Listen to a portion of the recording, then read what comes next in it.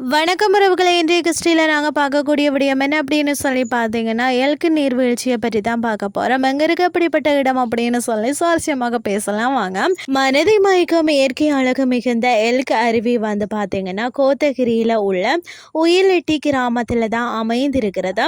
Elk என்ற அரிய வகை மானின் பெயர் தான் இந்த அருவிக்கு வந்து பெயர் சூட்டப்பட்டிருக்கிறது. இந்த அருவியில் வந்து கொட்டும் நீரின் அழகு வந்து காண்போரை வந்து திகைக்க செய்கிறது அப்படின்னு சொல்லலாம். இங்குள்ள வந்து பள்ளத்தாக்கில் வந்து பூத்து குலுங்கும் ஆரஞ்சு நிற மலர்களால் வந்து நிறைந்து இருக்கக்கூடிய காட்சிகளை வந்து நம்ம வந்து வசியப்படுத்துகிறது அப்படின்னு சொல்லலாம். மிக அழகான இயற்கையான பகுதிகளில் பார்த்தீங்கன்னா பின்னணியில் வந்து புகைப்படம் எடுக்க வந்து விரும்புவோர்களுக்கு வந்து ஏற்ற இடம் என்று சொன்னால் இதைத்தான் சொல்லலாம்.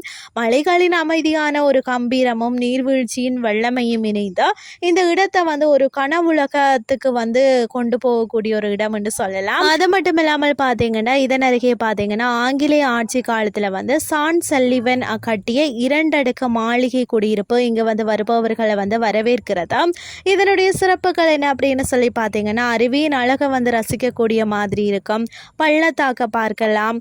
அது மட்டும் இல்லாமல் பூத்து குலுங்கும் ஆரஞ்சு நிற மலர்கள் வந்து காணக்கூடியதாக இருக்கு. இயற்கையின் எழில்மிகு தோற்றம், 2 அடுக்கு மாளிகை குடியிருப்பு, இந்த மாதிரியான நிறைய விஷயங்களை வந்து பார்க்கலாம்.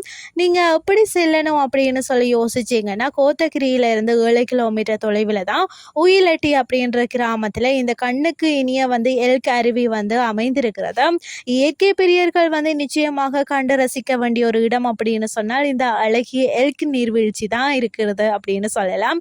இன்றைய கிறிஸ்டி வந்து நாங்கள் பார்த்துருந்தோம் எல்க் நீர்வீழ்ச்சியை பற்றி. இந்த கிறிஸ்டி உங்களுக்கும் பிரயோசனமாக அமைஞ்சிருக்கும். இதே மாதிரி இன்னும் மற்றும் ஒரு கிறிஸ்டியின் வாயிலாக உங்களை சந்திக்கிறேன். நன்றி.